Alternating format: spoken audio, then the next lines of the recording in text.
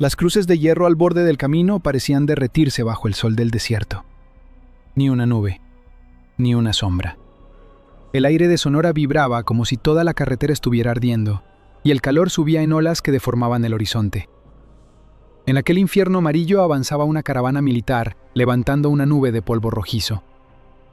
El sargento Alejandro Reyes iba de pie en la torreta del vehículo delantero, con las manos firmes sobre la ametralladora y la mirada clavada en la brecha. El sudor le corría por la nuca, le empapaba el chaleco y se le metía a los ojos, pero ni siquiera parpadeaba. Sus hombres confiaban en él más que en los mapas y a veces más que en los propios mandos. La operación había comenzado antes del amanecer. Un grupo del ejército había salido de una base temporal cerca de Hermosillo con una misión aparentemente sencilla: asegurar una ruta de paso en la sierra y localizar un punto de trasiego usado por una célula del crimen organizado para mover armas, droga y dinero hacia la frontera. En el papel sonaba limpio. En el papel casi siempre sonaba limpio. Pero Alejandro había aprendido que en México las cosas más sucias casi siempre venían envueltas en papeles impecables. ¿Todo bien arriba, mi sargento?, preguntó por la radio el cabo Mendoza. Alejandro se llevó 2 dedos al auricular. Todo tranquilo, demasiado tranquilo. A la izquierda se extendía un mar de tierra cuarteada, mezquites retorcidos y cardones altos como centinelas. A la derecha, un paredón de piedra obligaba a la columna a internarse por una brecha más angosta. No era la ruta original. La habían cambiado 40 minutos antes por orden del capitán Ricardo Vega, comandante de la compañía. Según él, un informante había advertido de explosivos sobre el trayecto principal. Ricardo Vega iba en el segundo vehículo, cómodo tras vidrio blindado, dando órdenes con esa voz serena que tanto gustaba a los superiores. Muchos le creían. Alejandro, no del todo. En los últimos meses habían ocurrido demasiadas cosas raras. Operativos cancelados en el último momento. Bodegas que aparecían vacías minutos antes de llegar. Informantes que desaparecían. Cargamentos supuestamente decomisados que luego nadie encontraba. Y siempre, de alguna forma, Ricardo Vega salía mejor parado. Alejandro volvió a recorrer el paisaje con la mirada. No vio campesinos. No vio perros. No vio humo saliendo de ranchos. No vio nada. Y eso era precisamente lo que estaba mal. En el norte profundo nunca existe el silencio verdadero. Siempre hay un motor lejano, un insecto, una radio encendida en alguna choza. Allí, en cambio, el desierto parecía haberse quedado mudo. «No me gusta esto», murmuró. La brecha se cerró todavía más entre 2 lomas pedregosas. Las ruedas mordieron grava suelta. El convoy redujo velocidad. Alejandro giró apenas la cabeza hacia la cresta de una elevación rocosa. Y entonces vio el destello. Un reflejo mínimo, artificial. ¡Contacto!, alcanzó a gritar. La explosión reventó medio segundo después. El primer estallido levantó tierra, piedras y fuego al costado de la columna. La onda expansiva golpeó el pecho de Alejandro como una pared. El vehículo se ladeó con violencia. Por la radio estallaron gritos, órdenes cruzadas y estática. Luego vino el verdadero infierno. Disparos desde las alturas. Los cerros empezaron a escupir fogonazos. Los impactos repiquetearon sobre el blindaje y arrancaron chispas de la torreta. Un soldado del tercer vehículo cayó hacia atrás antes siquiera de entender de dónde venía el fuego. Otro quiso salir por la puerta trasera, y una ráfaga lo cosió contra el costado. ¡Emboscada!, rugió alguien. Alejandro no pensó. Su cuerpo respondió solo. Apretó el disparador de la ametralladora y barrió la ladera derecha con una ráfaga larga. El arma tembló como una bestia viva entre sus manos. Pedazos de roca salieron volando. Una silueta armada rodó cuesta abajo entre polvo y nopales. ¡Cubran el repliegue! ¡Saquen a los heridos!, ordenó Alejandro. Sus hombres obedecieron casi por reflejo. Por eso lo seguían. Porque incluso en mitad del caos, la voz del sargento no se rompió. Desde el segundo vehículo, el capitán Vega gritó algo por la radio, que se perdió entre detonaciones. El convoy trató de retroceder, pero el espacio era poco, y el fuego venía demasiado bien dirigido. Eso no era un ataque improvisado. Era una ejecución montada, con paciencia.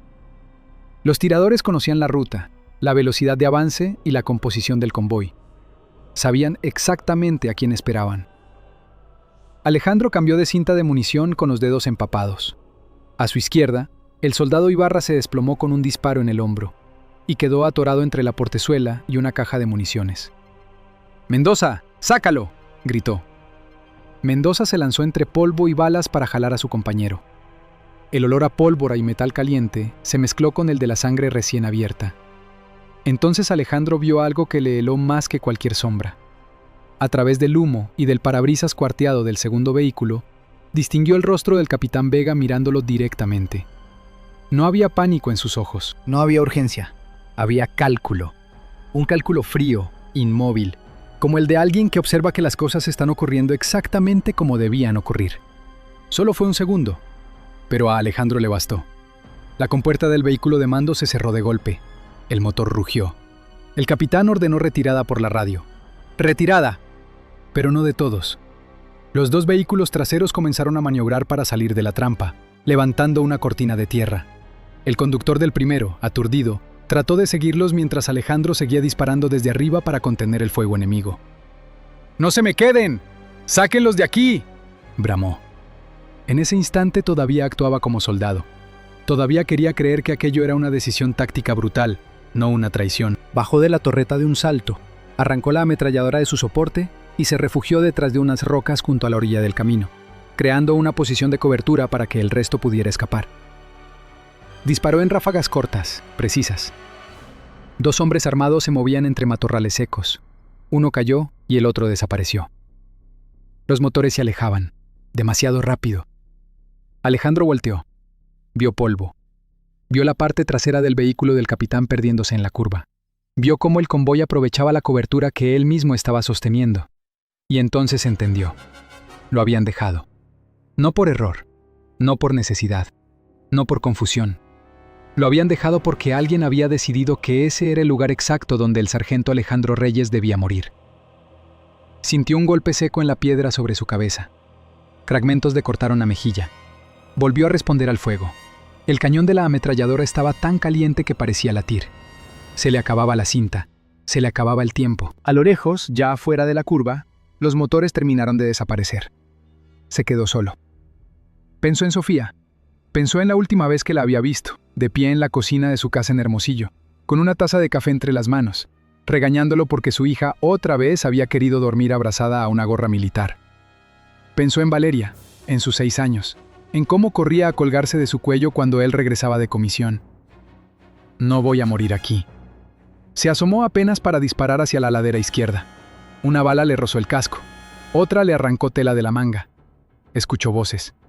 No eran hombres improvisados, eran sicarios bien colocados, con apoyo, con información militar. Alejandro cambió de posición arrastrándose entre piedras ardientes. Alcanzó a ver una camioneta oculta detrás de un montículo, cubierta con ramas secas y lona color arena. Esa gente llevaba rato esperando. Entonces volvió a mirar hacia arriba. En la cresta contraria apareció un hombre con lanzacohetes al hombro. No había tiempo. Alejandro se incorporó lo suficiente para vaciar media cinta en esa dirección. Los disparos levantaron polvo alrededor del tirador, pero el hombre ya había apuntado. Luego vino el impacto. La explosión partió la roca que lo cubría. El estruendo le reventó los oídos. Sintió fuego en el brazo derecho, algo duro golpeándole el costado y una luz blanca tragándose el desierto entero. Cayó de espaldas sobre la grava. Durante unos segundos no escuchó nada, solo un zumbido profundo. La sangre le corría por la sien y se mezclaba con el polvo. Intentó moverse. El brazo no respondió bien. La vista se le iba cerrando por los bordes. Entre la nube de tierra y humo vio botas acercándose. Varias. Sombras armadas rodeándolo. Uno de ellos se agachó y le arrancó el parche del uniforme. Otro le dio una patada en las costillas para comprobar si seguía consciente. Alejandro quiso llevar la mano al cuchillo, pero apenas pudo mover los dedos. «Este sigue vivo», dijo una voz. «El jefe dijo que a este cabrón no lo rematen aquí». ¿Seguro que es él?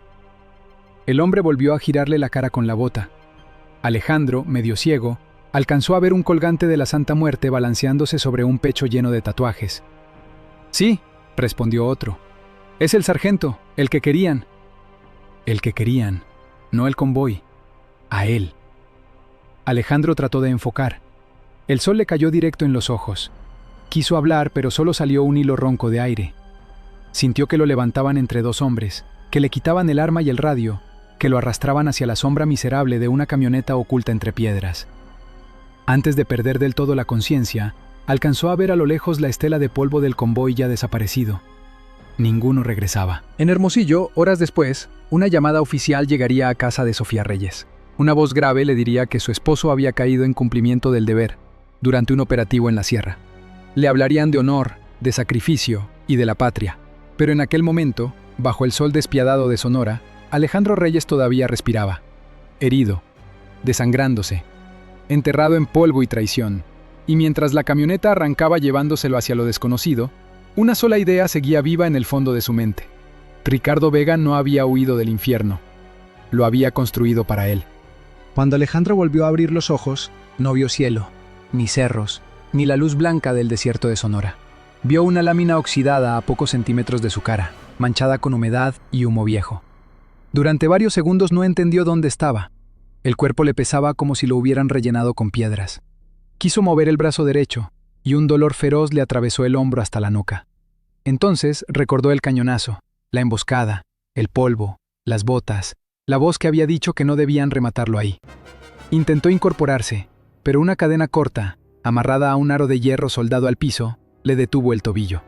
El metal le había abierto la piel. Estaba acostado sobre tierra endurecida, en una especie de cuarto sin ventanas, levantado con tablas, lámina y bloques mal puestos. El calor adentro era peor que afuera. El aire apenas se movía.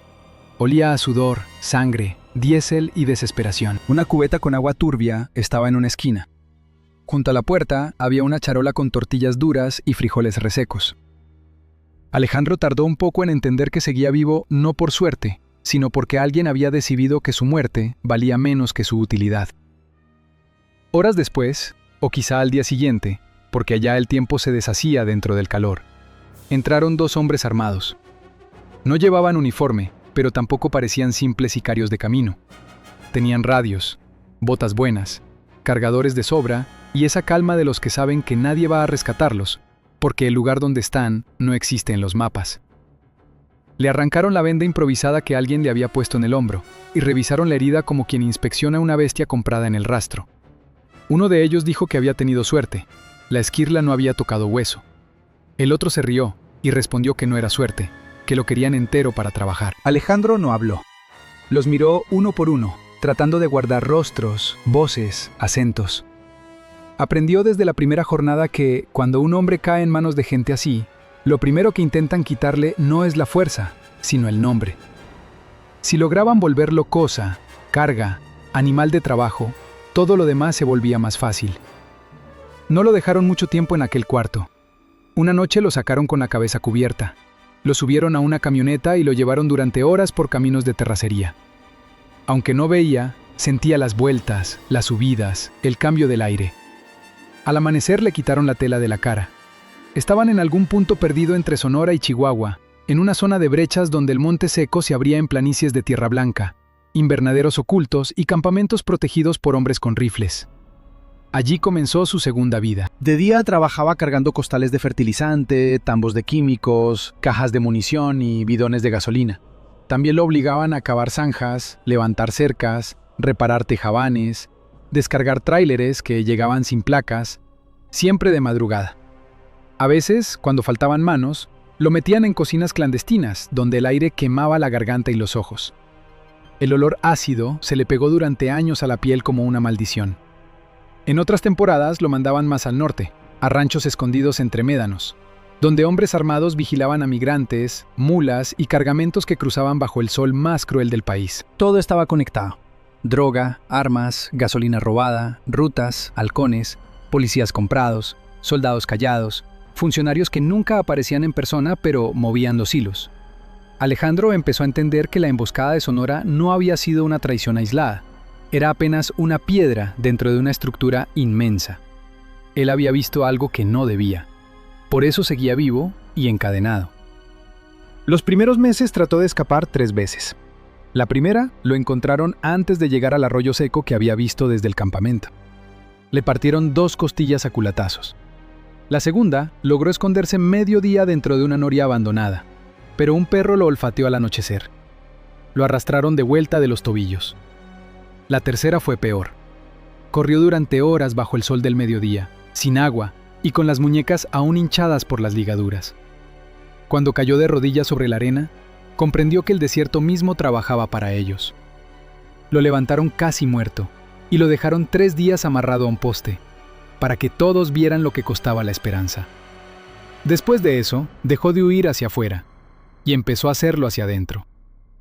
Contó días marcando con una piedra la pared, hasta que perdió la cuenta. Luego empezó a contar lunas. Después, temporadas de calor y de frío. En la frontera, el invierno de madrugada muerde duro, pero el verano siempre regresaba con su mano de plomo, aplastándolo todo. Hubo años en que cambió de campamento 4 o 5 veces. En algunos sitios dormía sobre cartón, en otros, en jaulas hechas con malla ciclónica. A veces le ponían grilletes. A veces ya no hacía falta, porque la vigilancia, la distancia y el agotamiento cumplían la misma función. Vio morir a muchos. Un muchacho oaxaqueño que no aguantó los vapores y se desplomó sobre unos tambos azules. Un hondureño que pidió agua y recibió un tiro en la pierna por respondón. Se le infectó la herida y lo dejaron pudrirse. Un viejo de Durango que llevaba meses hablando solo, y una madrugada simplemente no despertó. Los cuerpos desaparecían rápido. En esos lugares, hasta la muerte tenía logística. Alejandro sobrevivió porque entendió que resistir también era una forma de pelear. Comía aunque tuviera náusea, dormía cuando podía, cuidaba sus manos, sus rodillas, sus dientes. Memorizaba caminos, turnos, nombres, hábitos. Nunca regaló una súplica, nunca les dio el gusto de verlo quebrado. Por dentro, sin embargo, se aferraba a una sola imagen para no volverse piedra. Sofía riéndose en la cocina, y Valeria sentada en la mesa, moviendo las piernas porque no alcanzaban el piso. Les hablaba en silencio por las noches. Les contaba que seguía vivo. Les prometía que iba a volver. Al principio imaginaba con precisión el rostro de su hija, los cachetes redondos, la trenza mal hecha, los tenis llenos de polvo. Luego los años empezaron a borrosarle la memoria, y ese fue un dolor más hondo que los golpes. Le aterraba olvidar la voz de Valeria. Le aterraba que la niña creciera y él solo pudiera recordarla como una fotografía vieja, detenida para siempre en los 6 años. Una tarde, mientras descargaba cajas de parque en una bodega oculta cerca de Caborca, Escuchó a 2 hombres discutir. No sabían que él seguía atento, incluso cuando parecía mirar al suelo. Mencionaron a Ricardo Vega, no como a un militar lejano, sino como a alguien de la casa. Uno dijo que el capitán ya no usaba uniforme, que ahora se movía con políticos, empresarios y gente pesada de la capital.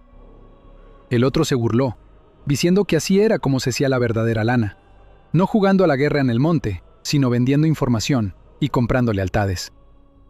Aquellas palabras le cayeron encima como agua helada. Alejandro ya sospechaba, desde aquella última mirada en la emboscada, que Vega lo había dejado morir a propósito. Pero una sospecha y una certeza no pesan igual. Desde ese día dejó de imaginar el regreso como un milagro familiar, y empezó a verlo como una deuda. pasaron más años. El cuerpo cambió, se le llenó la espalda de cicatrices, la barba empezó a encanecerle, los nudillos se le deformaron de tanto cargar, cavar, pelear por sobrevivir.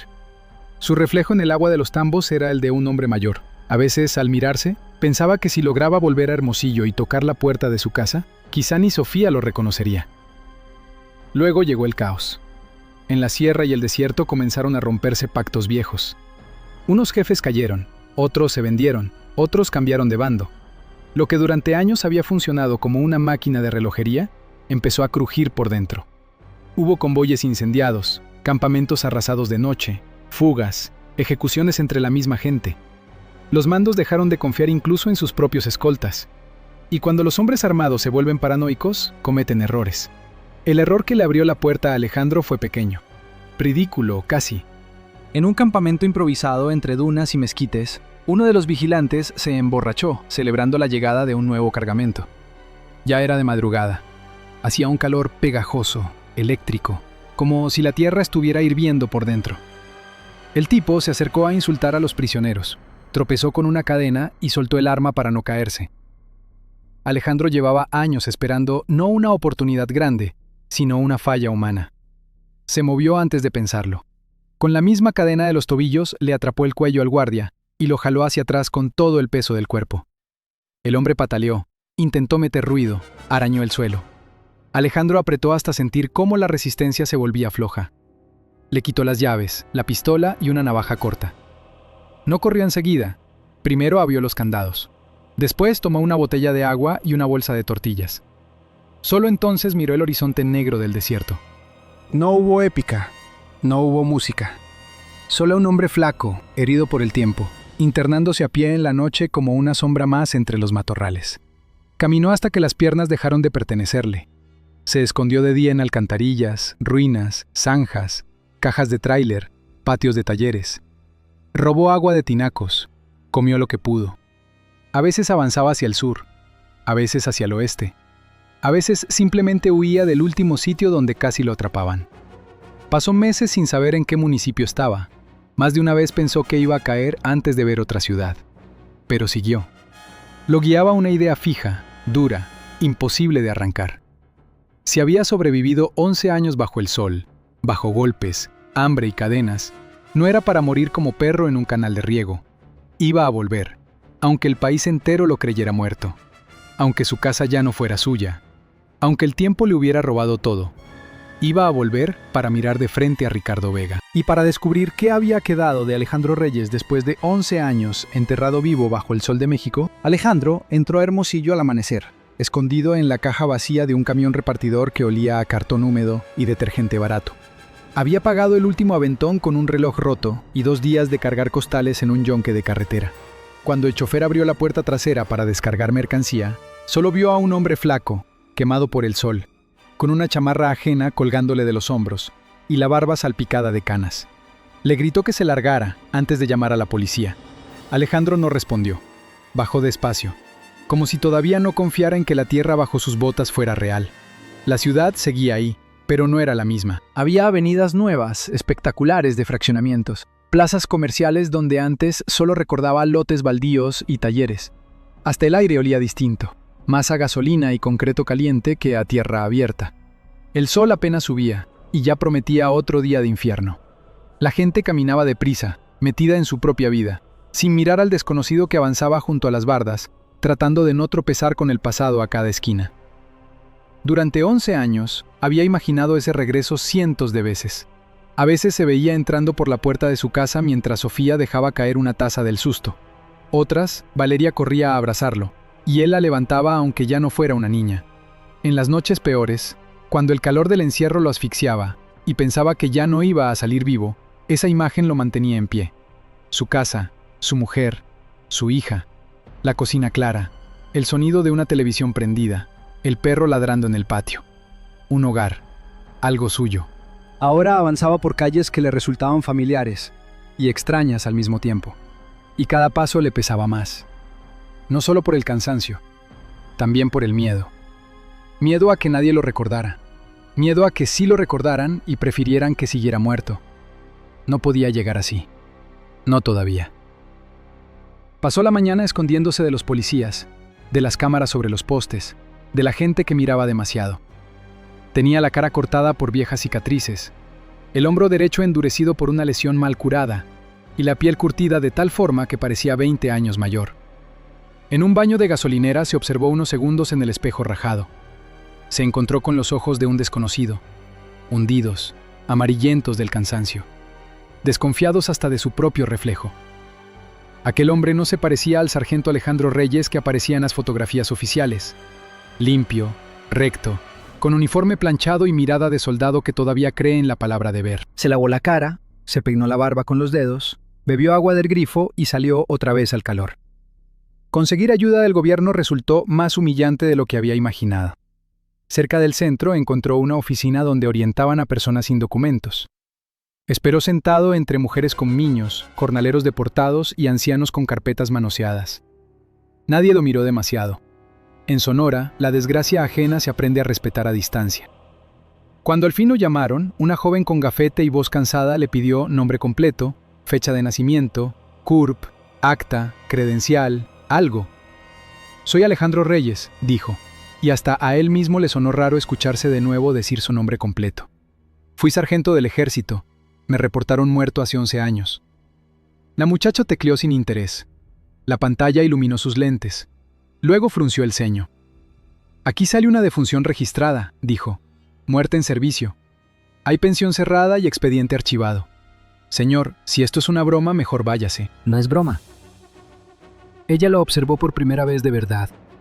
Miró las cicatrices, la ropa ajada, las manos rotas de trabajo bruto.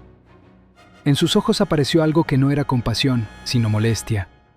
La molestia de quien no quiere que la realidad le complique la mañana. «Sin identificación no puedo hacer nada», replicó. «Tendría que presentar pruebas, testigos, huellas, documentos militares o abrir un proceso administrativo. Eso tarda meses, años a veces». «Estoy vivo», dijo él, con una calma que daba más miedo que un grito.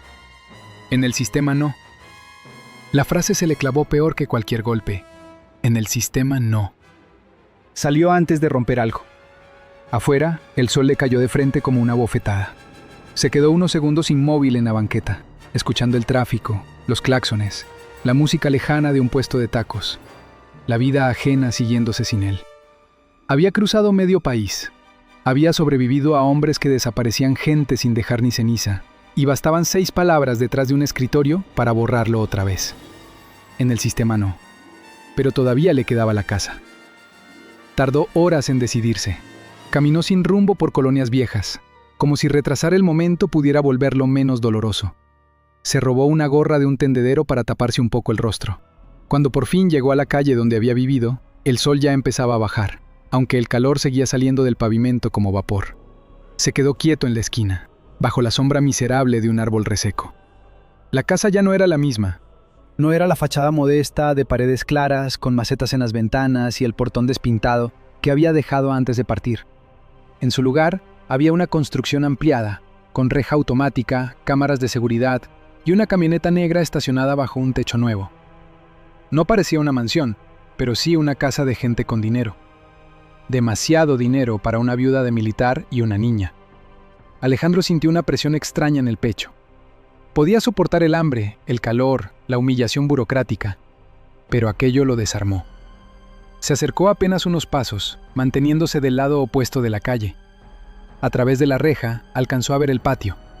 El viejo limonero seguía en una esquina. Ese detalle casi lo hizo doblarse.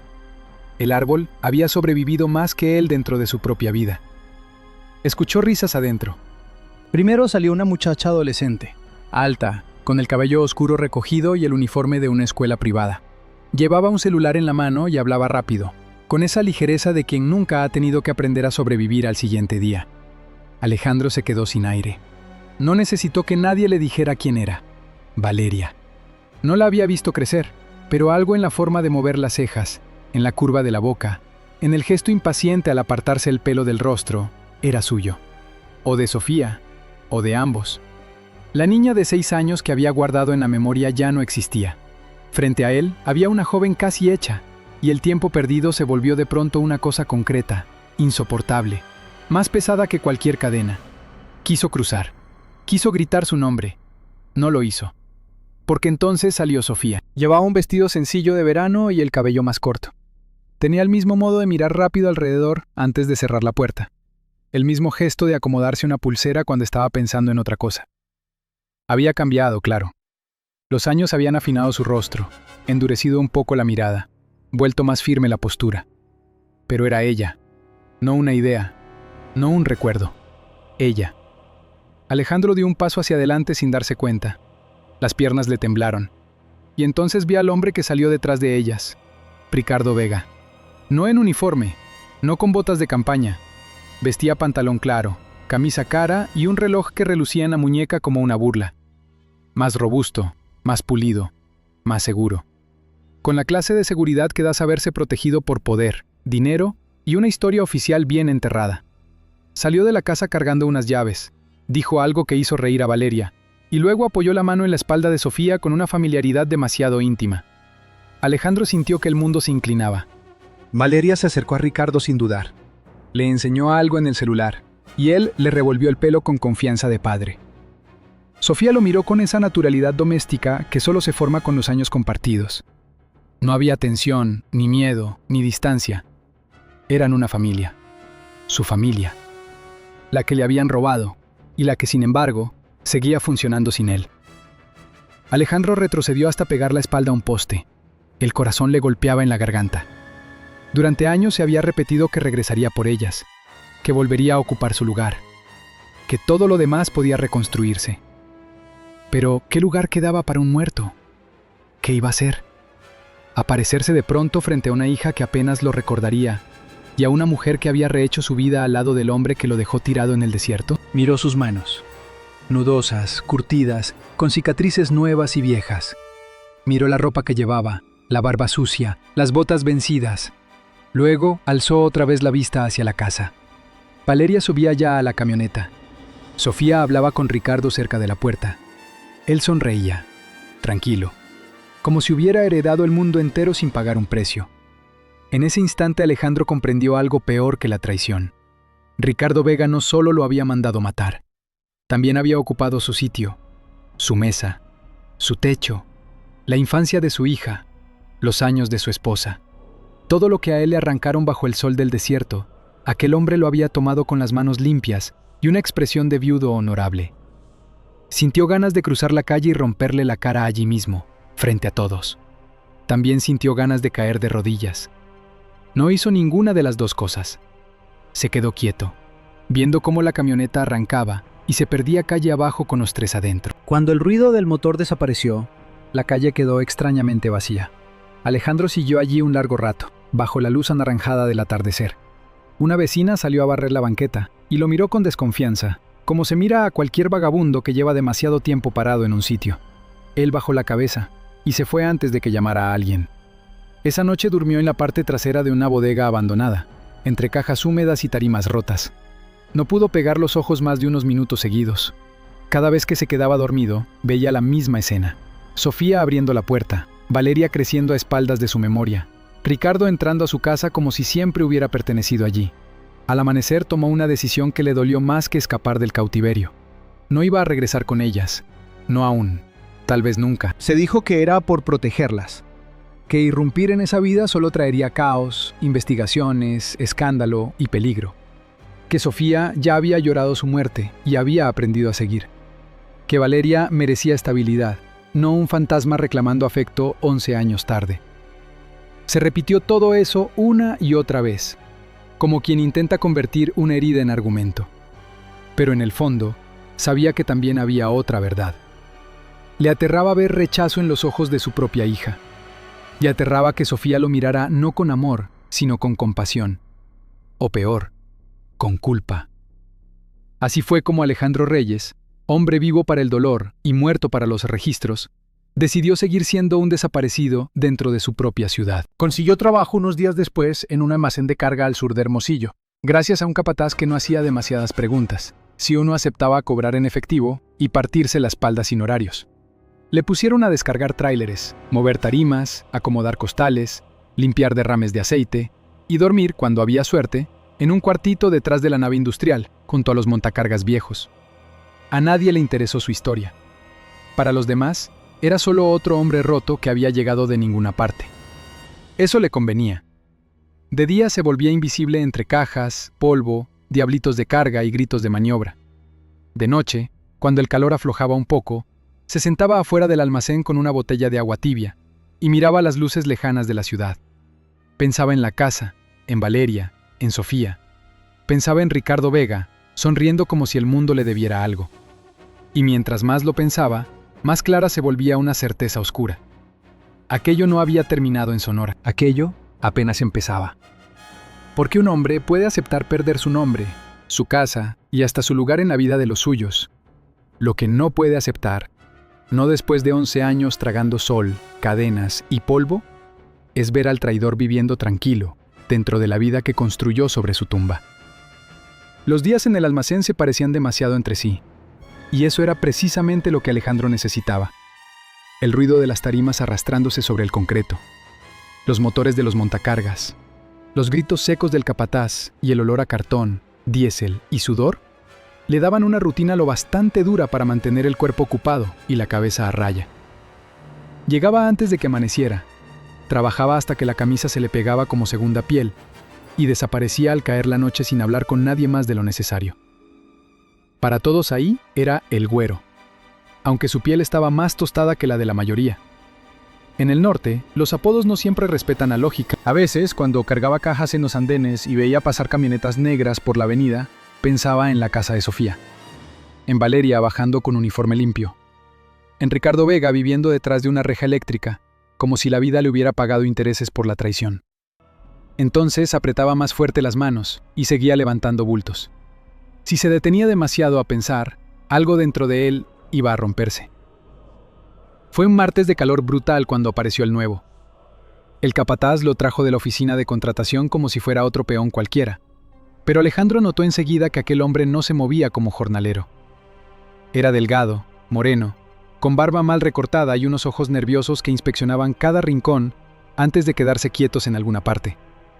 Tendría poco más de 40 años, aunque el miedo lo envejecía. Le dieron unos guantes rotos y lo mandaron al área de descarga con Alejandro. «Enséñale cómo mover las tarimas y que no me estorbe», gruñó el capataz. Alejandro se limitó a asentir. El hombre nuevo tomó el diablito con manos temblorosas. Durante varios minutos no levantó la vista, pero cuando por fin lo hizo, sus ojos se quedaron clavados en la cara de Alejandro, como si acabara de ver salir a un muerto de una tumba abierta. Se le resbaló una caja de las manos. Reventó al caer, regando botellas de cloro sobre el piso. Alejandro se quedó inmóvil. Había visto ese tipo de reacción antes, en cautiverio, en retenes, en hombres que creían estar soñando. El recién llegado dio un paso atrás, se llevó la mano a la boca y murmuró algo entre dientes. «No puede ser», susurró. Alejandro dejó el fardo que cargaba. Dio 2 pasos lentos hacia él.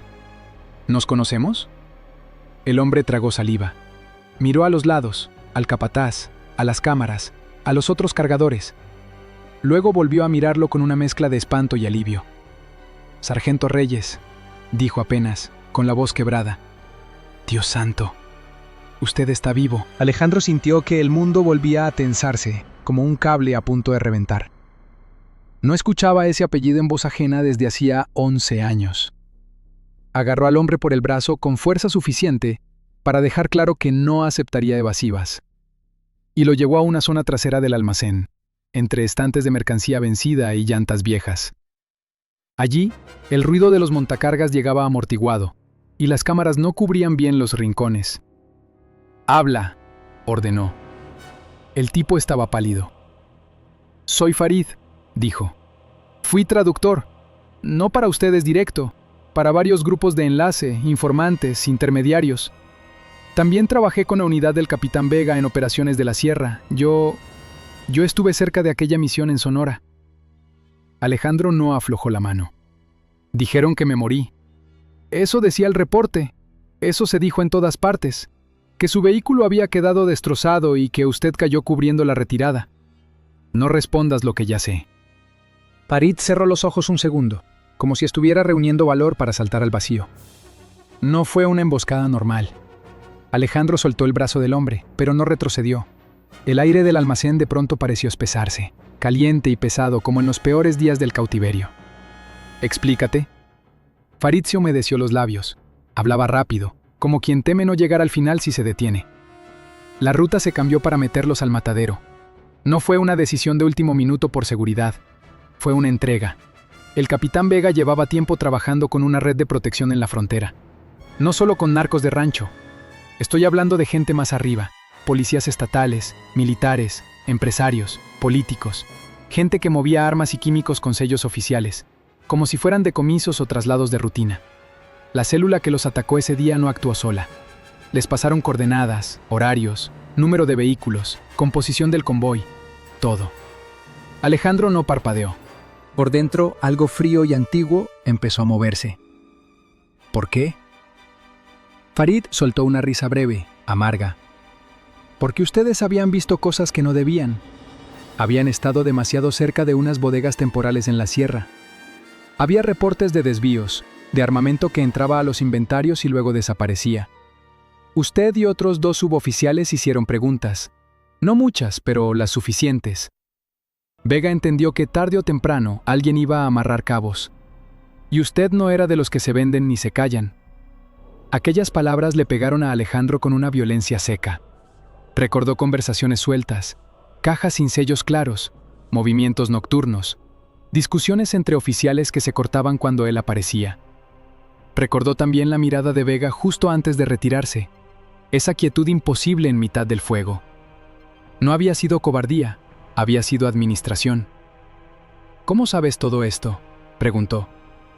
Farid miró otra vez hacia los lados. Bajó la voz hasta casi un murmullo. Porque yo traducía y movía mensajes. No para él directamente al principio, para la gente que conectaba a los grupos armados con ciertos mandos. Yo escuché conversaciones, pasé nombres, vi hojas de ruta. No entendía todo, pero sí lo suficiente para saber que esa operación ya estaba vendida antes de que ustedes salieran de la base. Más tarde escuché decir que solo había una baja importante pendiente de confirmar. Usted. Cuando supieron que lo habían levantado vivo en lugar de rematarlo, hubo problema. Vega no quería dejar cabos sueltos, pero luego alguien decidió que podía servir más desaparecido que muerto. Nadie iba a buscar un cadáver que oficialmente ya estaba enterrado. El silencio entre ambos duró varios segundos. Del otro lado de la pared se escuchó el pitido de reversa de un montacargas y una maldición del capataz. El mundo seguía funcionando con normalidad, mientras Alejandro sentía abrirse bajo sus pies un abismo que, en realidad, llevaba 11 años ahí. Mi familia, dijo por fin, y la voz le salió más áspera de lo que esperaba. Sofía, mi hija. Farid lo miró con verdadera compasión. Vega no solo quería tapar un operativo, quería quedarse con todo lo que pudiera: dinero, ascensos, contactos y la historia del héroe que sobrevivió. Si terminó cerca de su familia, no creo que haya sido casualidad. Alejandro apretó tanto los dientes que le dolieron las sienes. Durante años había intentado convencerse de que Sofía había rehecho su vida con el tiempo, por necesidad, por dolor, por soledad. Ahora una idea más sucia se abría paso. Ricardo Vega quizá no había llegado a esa casa como consuelo después de la tragedia. Quizá había caminado hacia ella desde el principio, con la sangre de Alejandro todavía fresca sobre la arena. Farid siguió hablando, ya sin poder detenerse. Yo me escondí mucho tiempo. Me movieron de estado. Luego me quisieron desaparecer también. Escapé como pude. Llevo meses trabajando donde sea, cambiando de nombre, de ciudad. Pensé que aquí nadie me encontraría. Pero si ellos saben que yo sigo vivo, vendrán. ¿Ellos? La gente de Vega. Ya no usa uniformes. Tiene escoltas privadas, exmilitares, judiciales comprados, halcones. Sigue guardando documentos. Siempre fue paranoico. Lleva un registro de todo. Cuentas, entregas, pagos, nombres. Cree que así se protege. Hace unas semanas escuché que conserva información sensible en un despacho de su casa. Un respaldo por si alguien intenta traicionarlo a él. Si eso sale a la luz, se le viene abajo todo. Alejandro entrecerró los ojos. ¿Estás seguro? Lo estoy. Había un cajón, un panel oculto, un dispositivo con copias. Nunca vi el contenido exacto, pero sí lo presumía cuando quería intimidar. Decía que si un día caía, arrastraría a medio estado con él. Aquello era más de lo que Alejandro había tenido en 11 años. No solo verdad, sino dirección. Sin embargo, la esperanza apenas alcanzó a encenderse antes de que el instinto le golpeara el pecho. Algo estaba mal. Farid también lo sintió. Cayó de golpe. Ambos giraron casi al mismo tiempo hacia la entrada lateral del almacén. Afuera se escuchó el frenazo de 2 vehículos pesados. No eran clientes ni proveedores. La manera de llegar, seca, rápida, sin titubeo, tenía otro propósito. Alejandro avanzó hasta el borde del pasillo de estanterías y asomó apenas la cara. Una SUV negra acababa de detenerse junto al andén. Detrás, una pickup gris sin placas. 4 hombres bajaron con ropa civil, pero sus movimientos tenían disciplina de entrenamiento. No venían a comprar ni a preguntar. Iban repartiendo sectores con la vista, evaluando salidas, midiendo distancias. Uno llevaba la mano cerca de la cintura, donde el bulto bajo la camisa delataba un arma corta. Otro miró directamente hacia el área de carga, como si supiera perfectamente a quién buscaba. Farid palideció hasta parecer de cera. «Ya me encontraron», murmuró. Alejandro sintió una punzada vieja, conocida, la misma claridad brutal que aparece justo antes de que empiece una balacera. Durante 11 años había vivido como presa. En un segundo, su cuerpo recordó que antes de eso había sido cazador. «Escúchame bien», dijo sin apartar la vista de los hombres. «Cuando empiece, no corras hacia la salida grande. Vete por el cuarto de herramientas, brinca la barda trasera y no te detengas». Farid retrocedió. «Nos van a matar». Alejandro extendió la mano y tomó del suelo una barra metálica usada para asegurar las tarimas. El peso en la palma le resultó extrañamente familiar. «A ti tal vez ya venían a matarte», respondió. A mí me dejaron pendiente. Uno de los hombres de afuera habló con el capataz. El tono fue cordial solo por apariencia. El capataz señaló hacia adentro. Quizá solo por miedo. Quizá porque le pagaron antes. No importaba. Ya venían. Alejandro jaló a Farid detrás de una columna de concreto y escuchó con atención. Unos pasos fueron hacia la oficina. Otros 2 tomaron el pasillo central. El resto se abrió hacia los andenes. Profesionales, cerrando salidas, limpiando ángulos. No eran improvisados, tampoco sicarios de rancho. Vega ya no mandaba muchachos armados con adrenalina. Mandaba gente que sabía entrar, tirar y salir sin ruido. Alejandro respiró una sola vez, hondo, sintiendo el calor del almacén mezclarse con algo más antiguo que el miedo, rabia. No por él, no ya, por todo, por el desierto, por los años tragados, por Sofía y Valeria viviendo bajo el techo del traidor. Por cada noche encadenado pensando que al menos la verdad seguía intacta en alguna parte, cuando en realidad la verdad había estado cenando en su mesa. Los pasos sonaron más cerca. Farid temblaba. Alejandro ajustó la barra en la mano y se pegó al borde de la estantería, invisible desde el pasillo. El primer hombre dobló la esquina, y el pasado por fin terminó de alcanzarlo. El primer hombre apenas alcanzó a meter medio cuerpo en el pasillo cuando Alejandro le descargó la barra de acero en la muñeca. El crujido fue seco, horrible. La pistola cayó al piso y antes de que el otro pudiera gritar, Alejandro le clavó el hombro en el pecho y lo estampó contra la estantería. Cajas de detergente y papel higiénico cayeron sobre ambos.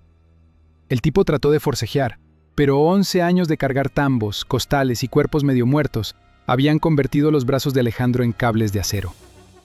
Le hundió el codo en la garganta hasta sentirlo dejar de pelear. El segundo entró un instante después, con la mano ya en el arma. Alejandro recogió la pistola caída del primero y disparó desde la cadera. El estampido retumbó por toda la nave. La bala le pegó al atacante en el hombro y lo giró sobre sí mismo. No cayó. Era duro. Sacó la suya y alcanzó a tirar 2 veces antes de cubrirse detrás de unas tarimas. Las balas atravesaron cajas y levantaron una lluvia de cartón y plástico. Se acabó el silencio del almacén. Los otros 2 hombres reaccionaron al instante. Uno gritó algo desde la entrada principal. El capataz, que no entendía nada, salió corriendo hacia la oficina. Los cargadores se tiraron al piso o huyeron por donde pudieron. En segundos, el lugar entero se convirtió en una trampa de concreto, metal y eco. ¡Vete!, bramó Alejandro sin mirar a Farid. Farid no se movía. Estaba paralizado detrás de la columna, con los ojos abiertos de terror. Alejandro maldijo. Se arrojó hacia él justo cuando una nueva ráfaga perforaba la esquina donde ambos habían estado un segundo antes. El plomo mordió concreto y levantó polvo blanco. Lo sujetó del cuello de la camisa y prácticamente lo arrastró hasta el cuarto de herramientas. «Brinca la barda y no pares», le dijo, metiéndole la pistola del primer atacante en las manos. «Si te siguen, dispara al que quede más cerca. No pienses». Farid quería decir algo, pero la voz no le salía. Alejandro lo empujó hacia la puerta trasera y escuchó cómo tropezaba con cubetas y escaleras antes de perderse del otro lado. Entonces se quedó solo.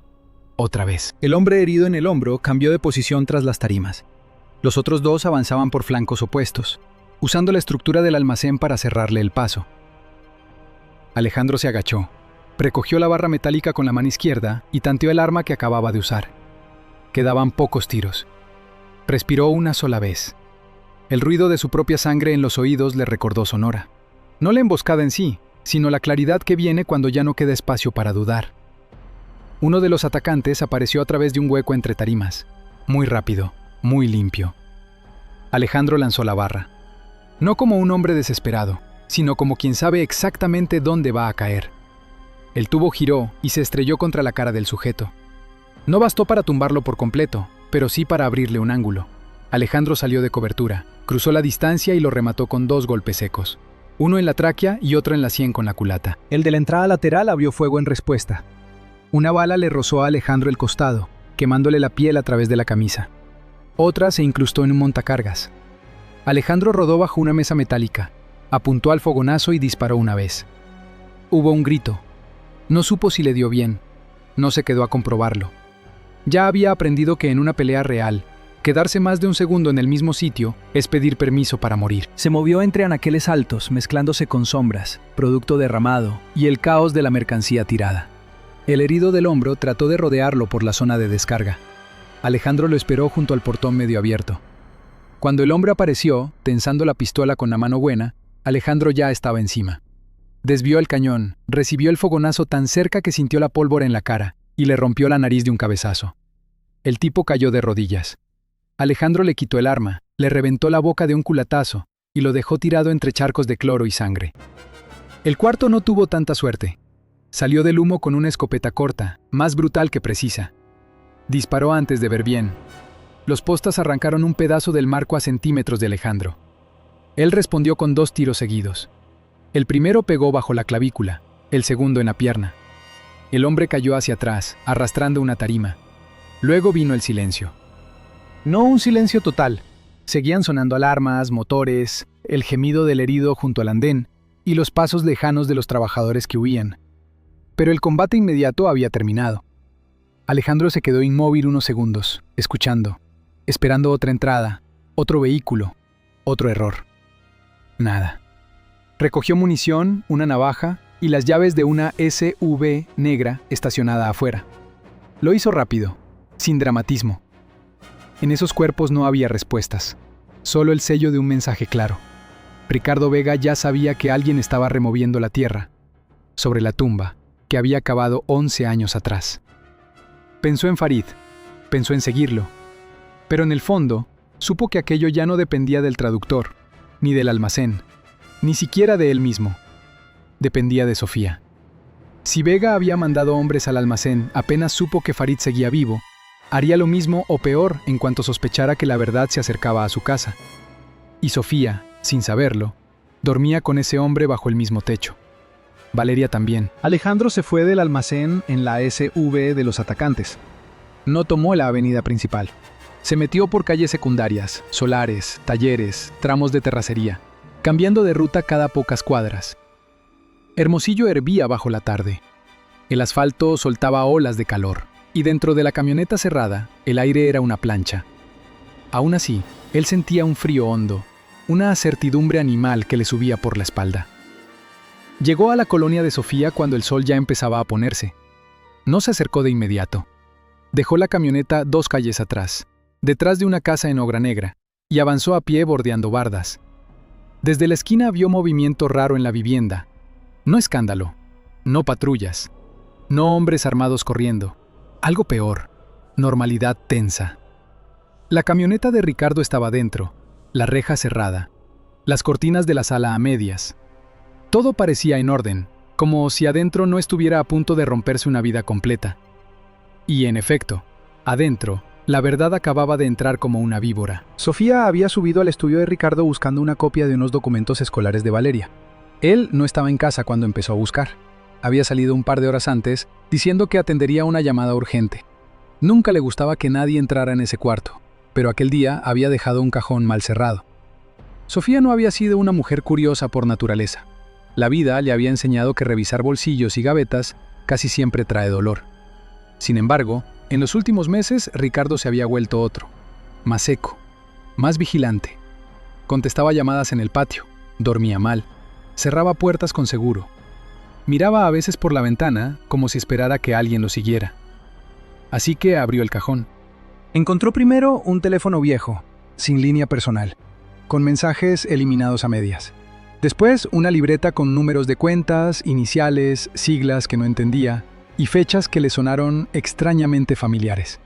Y al fondo, doblada dentro de una carpeta manila, una hoja impresa con coordenadas, hora de salida, cambio de ruta y una anotación escrita a mano. Reyes queda cubriendo. Confirmar retirada completa. Sofía tardó unos segundos en procesar lo que estaba viendo. Cuando lo hizo, tuvo que sentarse. Sintió que el aire del estudio se volvía espeso, irrespirable. Conocía de memoria el apellido Reyes porque había sido suyo durante años. Conocía también aquella fecha. La fecha en que le informaron que su esposo había muerto en una operación militar. La fecha exacta en que Ricardo se había convertido primero en hombro para llorar, y después, con el tiempo, en la nueva figura estable de su vida. Leyó la anotación una vez, luego otra, La letra era de Ricardo. No necesitaba ser investigadora para entenderlo. No necesitaba ver todo el rompecabezas. Bastaba esa frase para abrir el abismo. Alejandro no había muerto simplemente en una emboscada. Alguien había sabido dónde iba a quedar. Alguien lo había previsto. Alguien lo había dejado. Y ese alguien dormía en su cama. Sofía apenas tuvo tiempo de guardar de nuevo la hoja cuando escuchó la puerta principal abrirse abajo. Ricardo había regresado antes de lo esperado. Venía hablando por teléfono, con el tono bajo, contenido, de quien lleva horas apagando incendios. Ella cerró el cajón, pero la mano le tembló tanto que no alcanzó a dejarlo exactamente como estaba. «¿Sophie?», llamó él desde la planta baja. La voz sonó normal, demasiado normal. Ella se puso de pie tratando de respirar hondo. El corazón se le desbocó. De pronto ya no estaba dentro de una casa familiar, sino dentro de una jaula. «Aquí arriba», respondió, y no reconoció su propia voz. Ricardo subió despacio. Cuando entró al estudio, sus ojos fueron primero a ella, luego al cajón. Solo un segundo, pero Sofía lo vio. También vio cómo algo cambiaba por detrás de su sonrisa. «¿Qué haces aquí?», preguntó. «Buscando unos papeles de Valeria». Ricardo asintió, demasiado rápido. Cerró la puerta detrás de sí, no con violencia, con cuidado, como quien necesita controlar el aire. «Yo te los buscaba». Sofía trató de sostenerle la mirada. Durante años había creído conocer a ese hombre. Sus silencios, sus manías, sus estallidos pasajeros, sus reconciliaciones medidas. Ahora le parecía estar observando a un desconocido usando la cara de alguien cercano. Ricardo se acercó al escritorio y tocó apenas el borde del cajón. Lo abrió. Vio que la carpeta estaba 1 centímetro corrida. Ese detalle mínimo bastó. Cuando levantó la vista, la expresión cálida ya no estaba. No gritó. No preguntó directamente qué había visto. Eso fue lo más aterrador. «¿Valeria ya llegó?», preguntó con una tranquilidad casi quirúrgica. Sofía sintió que algo dentro de ella se helaba. «Está en su cuarto». Ricardo asintió otra vez. Metió la mano al saco y sacó su teléfono. Marcó un número sin dejar de mirarla. «Suban al perímetro», dijo cuando le contestaron. «Nadie sale de la casa sin mi autorización». Sofía retrocedió un paso. «Ricardo, ¿qué está pasando?». Él la observó en silencio unos segundos. Después dejó el teléfono sobre el escritorio y dio un paso hacia ella. «Eso depende», dijo, «de cuánto hayas visto». Abajo, en la calle, Alejandro vio cómo se encendían 2 luces laterales del patio y cómo una segunda camioneta entraba por el portón eléctrico. 2 hombres bajaron vestidos como escoltas privados. No eran vecinos, no eran amigos de visita. Era contención.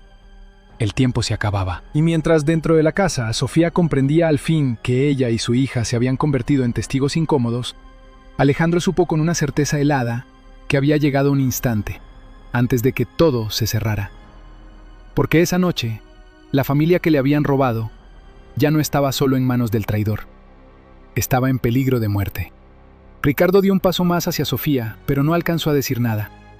Desde la calle llegó un estruendo de motor forzado, llantas rechinando y metal golpeando metal con una violencia que hizo vibrar los vidrios de la casa. El portón eléctrico se dobló hacia adentro, como si lo hubiera embestido un toro de acero. Una SUV negra atravesó el frente entre chispas, macetas rotas y fragmentos de herrería, y se detuvo de lado sobre la entrada principal. Los 2 escoltas del patio apenas tuvieron tiempo de voltear. La puerta del conductor se abrió antes de que el vehículo terminara de asentarse.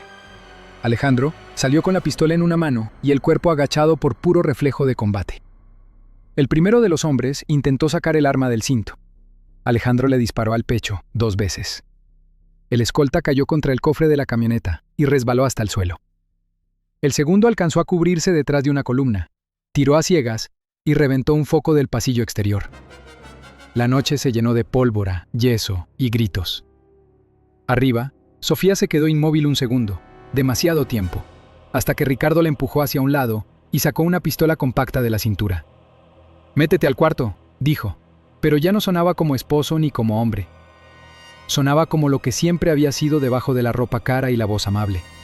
Un oficial que da órdenes para sobrevivir primero él. Sofía trastabilló hacia la pared sin obedecer del todo. Lo vio correr hacia la puerta con el arma levantada. No bajó a proteger a su familia. Bajó a defender su posición. En la planta baja, Valeria asomó desde el pasillo con la cara blanca de espanto. ¡Mamá! ¿Qué está pasando? Sofía la agarró del brazo justo cuando otro disparo retumbaba abajo. Alejandro cambió de ángulo y se dejó caer detrás de un macetero de concreto. La bala del escolta escondido le abrió una línea de fuego encima de la cabeza. No respondió enseguida. Esperó el siguiente movimiento, el error mínimo. Lo tuvo cuando el hombre inclinó medio cuerpo para corregir la mira. Alejandro disparó una sola vez. El escolta giró sobre su eje y se derrumbó entre bugambilias aplastadas y ladrillos rotos. La casa quedó en un silencio roto apenas por el eco de los tiros y el gemido del motor encendido. Entonces vio a través del ventanal el movimiento arriba. Una silueta masculina armada. Detrás, 2 figuras más. Sofía, Valeria. Alejandro avanzó hacia la entrada principal sin dejar de apuntar. La puerta estaba abierta de golpe. Dentro olía a perfume caro, aire acondicionado y miedo. ¡Sofía!, gritó. Ricardo respondió desde la escalera con 2 disparos descendentes. Las balas reventaron el marco y un espejo del recibidor. Alejandro se tiró detrás de una consola, sintiendo caer cristal sobre los hombros. Valeria chilló arriba. Sofía la empujó hacia el pasillo. ¡Corre a tu cuarto! ¡Ya!, gritó. Pero la muchacha no corrió. Estaba petrificada, mirando al hombre armado de la entrada y al otro que hasta esa noche había sido, para ella, la figura más estable de la casa. Ricardo bajó 2 escalones, furioso, midiendo el ángulo para tener tiro sobre Alejandro sin exponerse demasiado. Había perdido la compostura elegante. Tenía la cara desencajada, los ojos secos de cálculo y rabia. «Debiste morirte en Sonora», escupió. Alejandro asomó apenas la pistola. Y tú debiste quedarte lejos de mi casa. No había tiempo para más. Ricardo tiró otra vez. Alejandro respondió. El intercambio hizo estallar un jarrón, abrió una línea de agujeros en la pared y terminó de romper cualquier ilusión de normalidad que hubiera quedado en ese hogar. Sofía jaló a Valeria hacia el corredor lateral, mientras Ricardo y Alejandro se cubrían y se buscaban a través del humo fino de la pólvora. La muchacha lloraba sin entender, preguntando cosas que nadie podía contestar.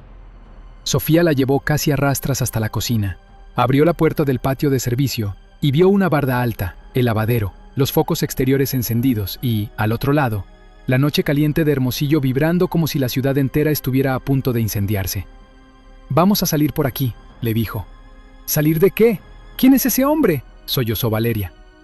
Sofía no pudo contestar, porque decir la verdad en ese instante equivalía a destruirle la vida a una hija en medio de una balacera. En el recibidor, Ricardo se movió hacia una mejor cobertura, pero Alejandro ya estaba adentro. Entró por la izquierda, pegado a la pared, acortando distancia. No quería una guerra larga dentro de esa casa. Quería sacar a Sofía y a Valeria vivas antes de que llegara más gente. Y más gente iba a llegar. Eso Alejandro lo sabía con la misma certeza con que sabe uno que el desierto mata si se le da tiempo. Escuchó un ruido atrás, en la calle. Otro vehículo. Ricardo también lo oyó, y su expresión cambió apenas. Un gesto casi imperceptible que confirmó lo que Alejandro sospechaba. Ya había pedido refuerzos. La casa no era un hogar esa noche. Era un punto de contención. Alejandro disparó hacia la baranda superior, solo para obligarlo a cubrirse, y corrió al corredor lateral. Encontró la cocina vacía, la puerta del patio abierta, y la cortina moviéndose por la corriente de aire caliente. Siguió el trayecto. Afuera, Sofía intentaba subir a Valeria a la barda usando una pila de cubetas de pintura. La muchacha estaba temblando tanto que no podía afirmarse. Del otro lado del patio se abrió una puerta y apareció un tercer hombre armado, uno de los que habían llegado en la segunda camioneta. Levantó la pistola sin hablar. Alejandro le disparó antes. El hombre cayó de costado contra la loseta húmeda del lavadero. Sofía volteó, lo vio entero por primera vez, y el mundo se le quebró en la cara. Habían pasado 11 años, suficientes para que el tiempo le cambiara la piel, el pelo y la manera de mirar. Pero los ojos eran los mismos del uniforme doblado, de las fotos guardadas en una caja, de la ausencia que nunca terminó de cerrar. «Alejandro», susurró, como si pronunciar el nombre pudiera hacerlo desaparecer. Él no respondió a eso, no por frialdad, sino porque la noche no les concedía ese lujo. «Sube a la niña, ya». La voz de Alejandro salió seca, militar, irrebatible. Sofía obedeció por puro instinto. Entre los dos empujaron a Valeria hasta la parte alta de la barda. La muchacha se quedó montada allí, llorando, mirando de uno a otro como si la realidad hubiera dejado de tener forma. En ese momento, Ricardo apareció en la puerta de la cocina. No disparó de inmediato.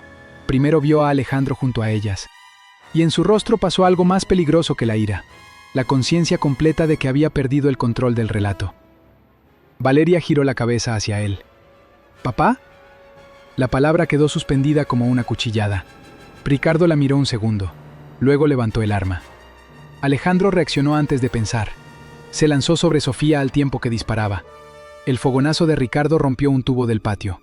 Agua a presión comenzó a salir en diagonal, mezclándose con polvo y olor a metal. La bala de Alejandro pegó en el marco y le arrancó astillas a la puerta.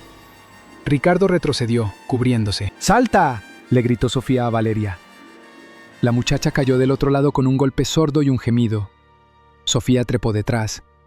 Alejandro fue el último. No saltó limpio. Subió con una mano, giró el cuerpo y cayó al callejón exterior, justo cuando un nuevo disparo de Ricardo pegaba en la corona de concreto de la barda. Los tres corrieron. No como familia, no todavía. Corrieron como huyen los sobrevivientes de un incendio. Alejandro adelante, Sofía empujando a Valeria, todos respirando polvo caliente y terror. Detrás de ellos se oyeron gritos, portones abriéndose, motores encendiéndose. Ricardo ya estaba soltando la cacería. La SUV en la que había llegado Alejandro seguía 2 calles atrás. Llegaron a ella a toda velocidad. Valeria se desplomó en el asiento trasero, sofocada por el llanto. Sofía se quedó un segundo con la mano en la puerta, mirando a Alejandro, como si necesitara una sola prueba más de que no era un delirio. «Súbete», dijo él. Ella obedeció. Alejandro encendió el motor, metió reversa y salió disparado antes de que las luces de otra camioneta doblaran la esquina. Las calles de Hermosillo se convirtieron en un laberinto de calor nocturno. Semáforos vacíos y avenidas que todavía devolvían el fuego del día. Alejandro evitó las rutas principales. No por miedo a la policía, todavía no. Por costumbre, por entrenamiento. Porque un hombre como Ricardo no apostaría todo a una sola opción. Tendría gente en movimiento, llamadas hechas, favores cobrados. A los pocos minutos empezó a confirmarse. Primero sonaron sirenas a lo lejos. Luego un helicóptero. Después, la radio de la SUV encendió sola una frecuencia local. Reporte de ataque armado a domicilio en zona residencial. Posible secuestro. Agresor altamente peligroso. Exmilitar con entrenamiento especializado. La voz del locutor repetía lo que alguien poderoso acababa de sembrar en minutos. Valeria levantó la cara entre lágrimas. ¿Secuestro? ¿Qué está pasando? ¿Quién eres tú? Alejandro apretó el volante hasta blanquear los nudillos. No contestó enseguida. Sofía sí lo hizo, aunque con la voz rota. «Es tu padre». La muchacha se quedó inmóvil. Afuera, la ciudad ardía en luces naranjas, rojas, azules. Adentro del vehículo, el silencio fue peor que cualquier disparo. Alejandro sintió el peso de esas palabras golpearlo por dentro, abrirle una herida nueva sobre todas las viejas. No miró hacia atrás. Si lo hacía, quizá ya no podría seguir conduciendo con la claridad brutal que exigía esa noche. Ricardo va a mover a media ciudad, dijo al fin. Policías, escoltas, gente comprada. No va a dejarnos llegar lejos por carretera. Entonces, ¿a dónde vamos?, preguntó Sofía. Alejandro pensó unos segundos. No necesitó mapa. El cuerpo le llevó la memoria a un sitio que había visto años atrás durante una de sus huidas. Una mina abandonada en la periferia, vieja, olvidada, fuera de rutas normales, con galerías secas y un acceso tapado a medias por maleza y chatarra.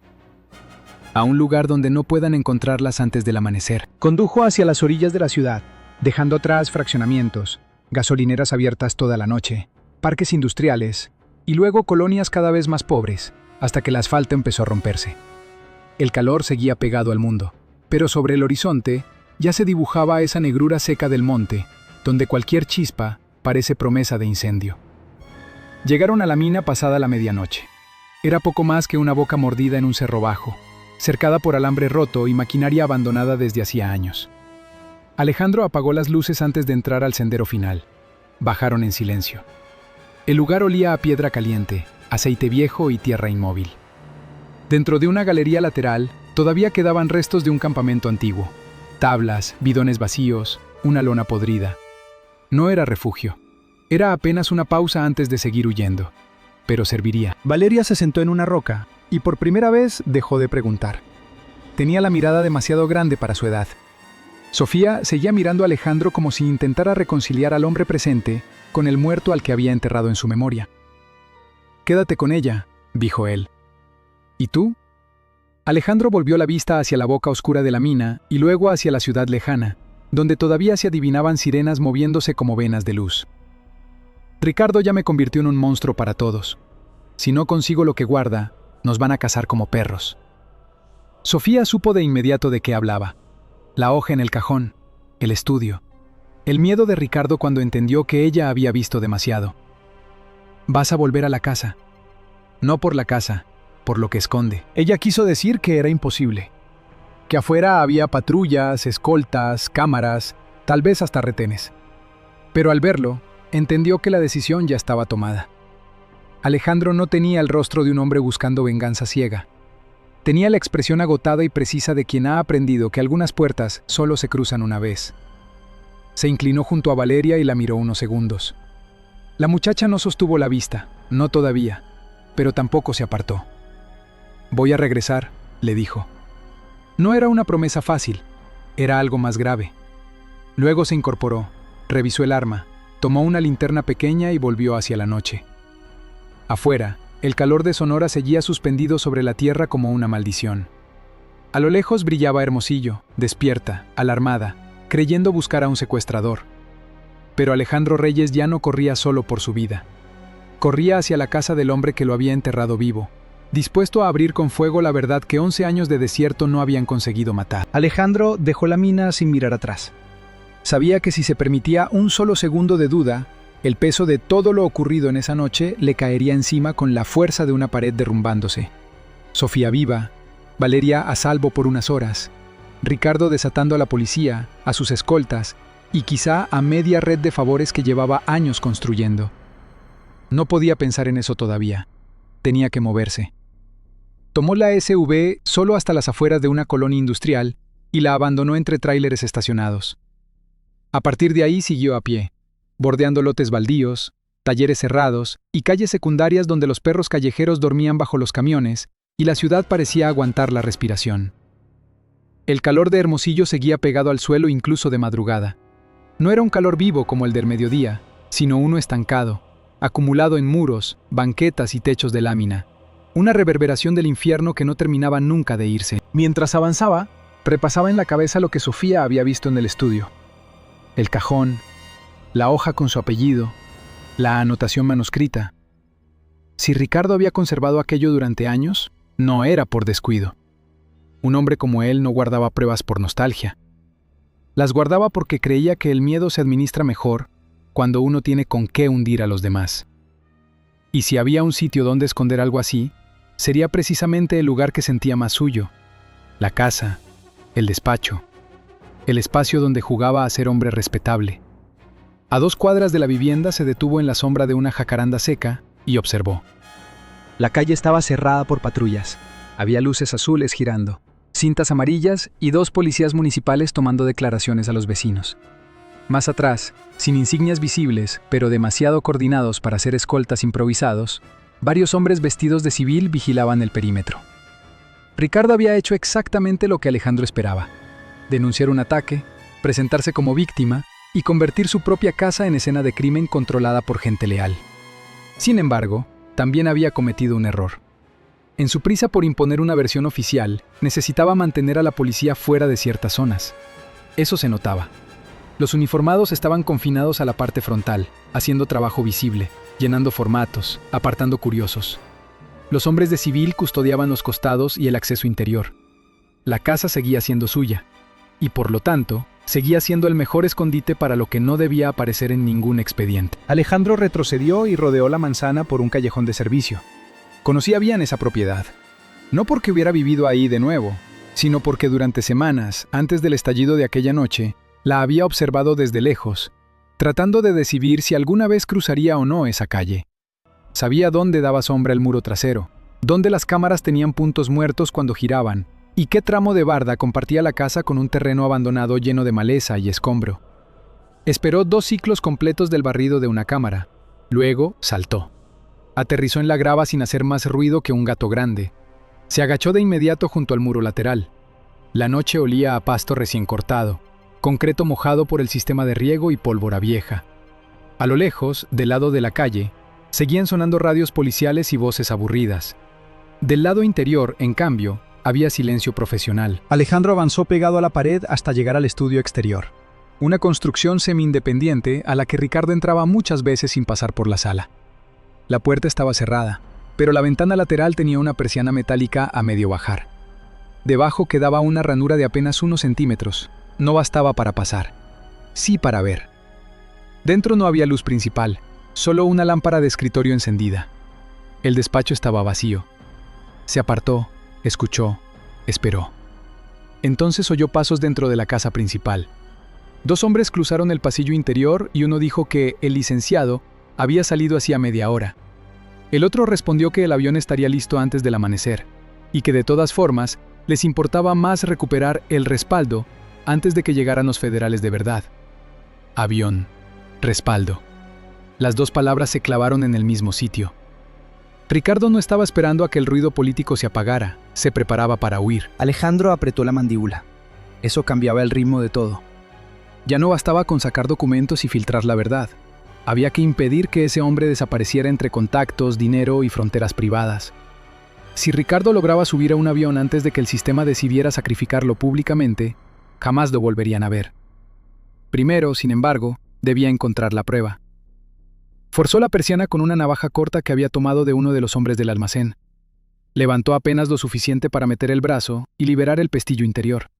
Una vez dentro, cerró sin hacer ruido y dejó que la oscuridad volviera a sentarse. El estudio olía a cuero, café viejo y aire acondicionado apagado. Todo estaba demasiado ordenado, demasiado limpio, como si Ricardo quisiera que incluso sus pecados vivieran archivados por color y tamaño. Alejandro fue directo al escritorio. El cajón donde Sofía había encontrado la hoja estaba vacío. No le sorprendió. Lo obvio era lo primero que un paranoico cambiaría de lugar. Miró alrededor con paciencia de hombre que ha sobrevivido años gracias a notar detalles mínimos. En la pared detrás del escritorio colgaba un mapa enmarcado del norte de México, con rutas federales y serranías marcadas. Demasiado simbólico para ser decorativo. Acercó la mano al marco. No cedió. Recorrió el borde inferior y encontró una pestaña casi invisible. La presionó. A la derecha del librero sonó un clic. Un panel angosto se abrió apenas unos centímetros. Detrás había una caja fuerte pequeña y, sobre una repisa superior, un teléfono satelital, una libreta negra y una memoria metálica del tamaño de un dedo. Alejandro tomó primero la memoria, luego la libreta. En la tapa, sin título, solo había una marca hundida por el uso. La abrió. Encontró cuentas, iniciales, fechas y montos escritos con la letra apretada y fría de Ricardo. También nombres de rutas, códigos de cargamento y referencias a operaciones militares maquilladas como pérdidas. Era peor de lo que había imaginado.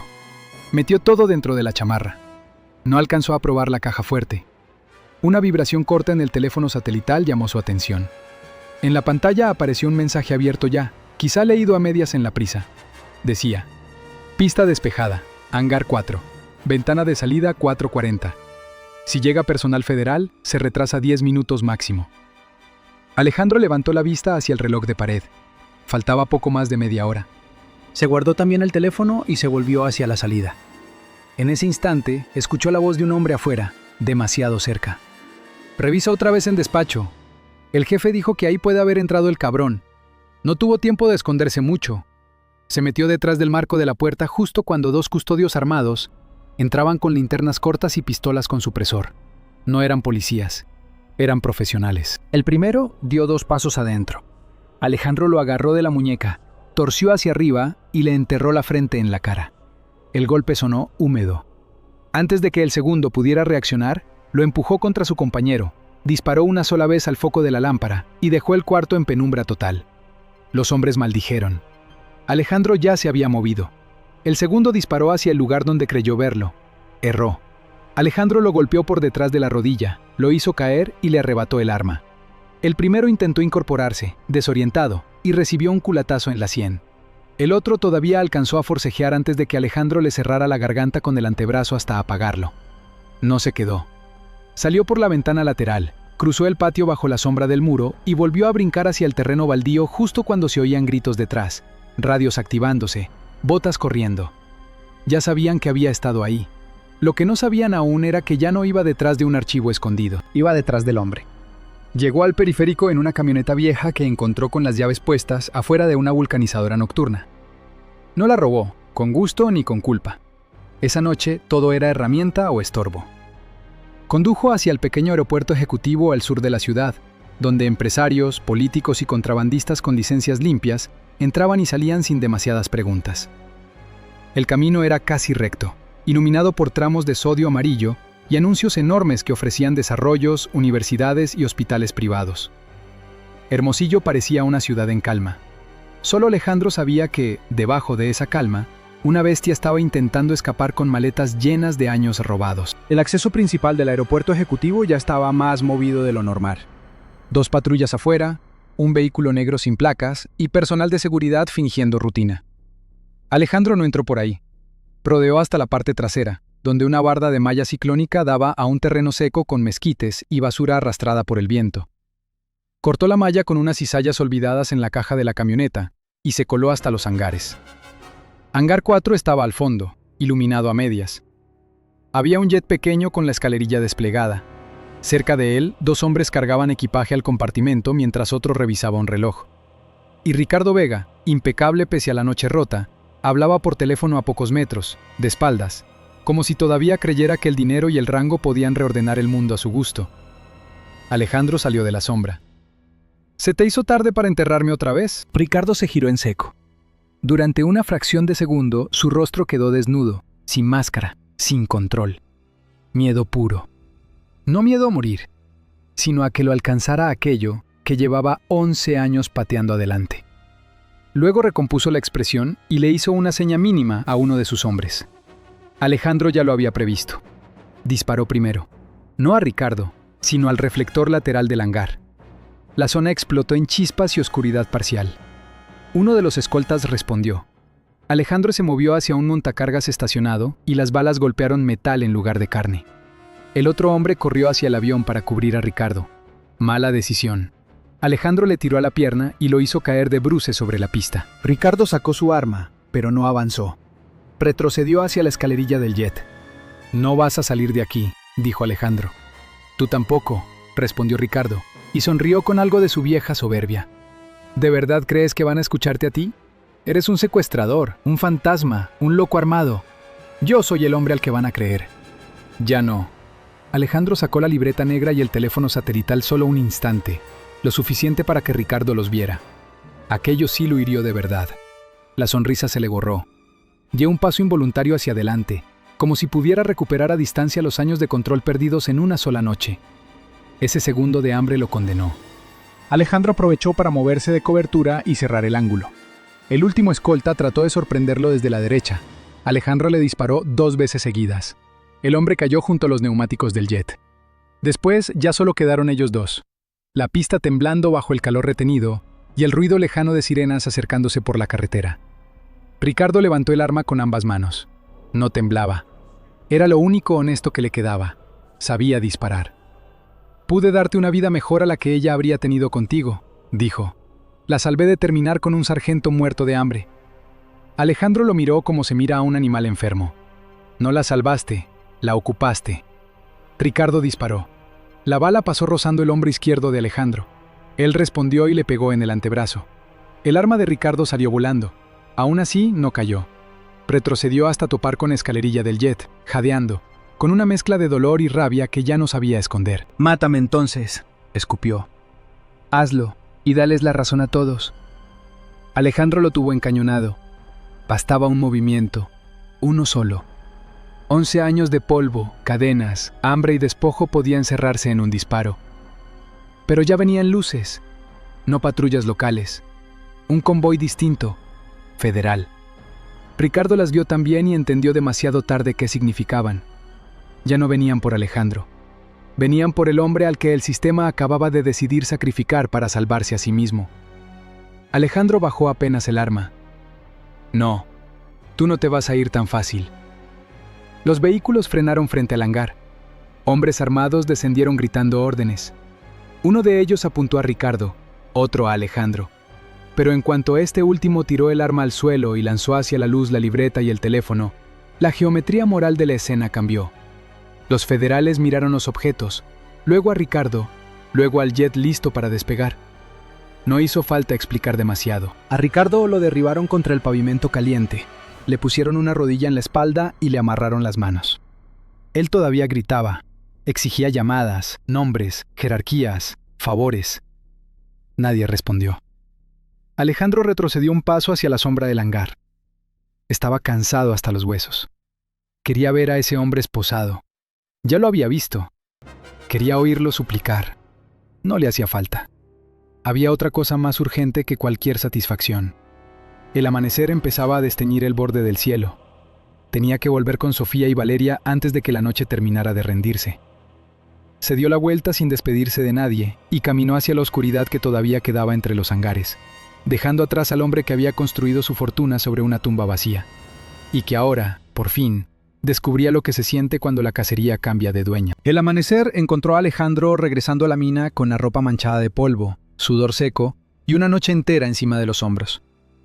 El cielo sobre Sonora empezaba a ponerse pálido, sin nubes, con esa claridad dura que no perdona nada y que en unas horas volvería a encender el mundo como un horno. Había sobrevivido una vez más, pero ya no sentía la urgencia animal que lo había sostenido durante la noche.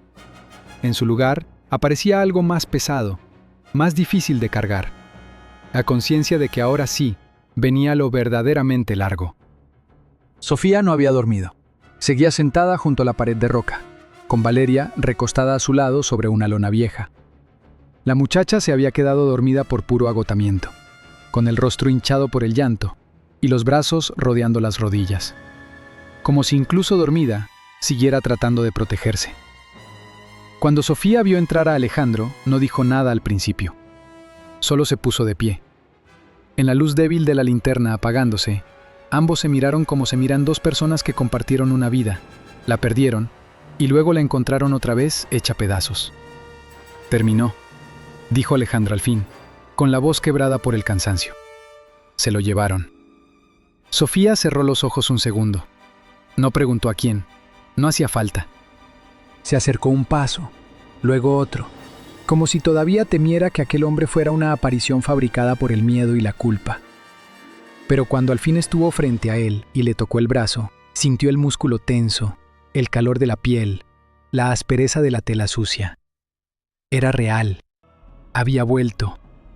Tarde, roto, irreconocible en tantas cosas, pero real. Entonces lo abrazó. Alejandro tardó apenas un segundo en responder.